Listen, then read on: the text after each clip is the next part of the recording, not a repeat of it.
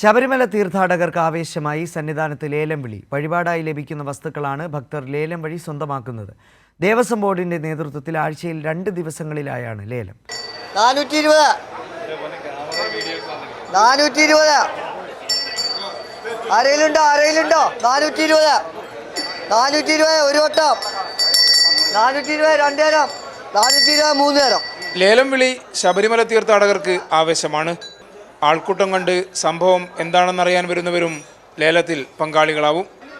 സന്നിധാനത്തും മാളികപ്പുറത്തും ഭക്തർ വഴിപാടായി സമർപ്പിച്ച വസ്തുക്കളാണ് ലേലത്തിൽ വെക്കുന്നത്. വിളക്കുകൾ, വിവിധതരം മണികൾ, സാരികൾ, വള തുടങ്ങി മൊബൈൽ ഫോൺ, സ്മാർട്ട് വാച്ച് വരെ ചില ദിവസങ്ങളിൽ ലേലത്തിലുണ്ടാകും. അയ്യപ്പന് വഴിപാടായി ലഭിച്ച വസ്തുക്കൾ സ്വന്തമാക്കാൻ இதர സംസ്ഥാനങ്ങളിൽ നിന്നെത്തുന്ന ഭക്തർ വരെ മത്സരിക്കും. நாங்கள் தமிழ்நாட்டிலேருந்து வரோம். நாங்கள் கிட்டத்தட்ட ஒரு 18 வருஷமாக வந்துட்டுருக்குறோம். இதை நாங்கள் இந்த சாமிக்காக தான், சாமி பொருள் எடுத்துகிட்டு போகணுங்கிறனால தான் இவ்வளோ ரூபா கொடுத்து எடுக்கிறோம். காசு ஒரு பெரிய விஷயமா தெரியல, ஐயப்பன் தான் எங்களுக்கு பெருசாக தெரிஞ்சார். அதனால தான் நாங்கள் இந்த பணத்தை எடுத்துகிட்டு இந்த பொருள் வாங்கிட்டு போகிறோம். വഴിപാടായി ലഭിക്കുന്ന വസ്തുക്കളുടെ എണ്ണത്തിനനുസരിച്ചാണ് ലേലത്തിൻ്റെ തീയതിയും സമയവും നിശ്ചയിക്കുക.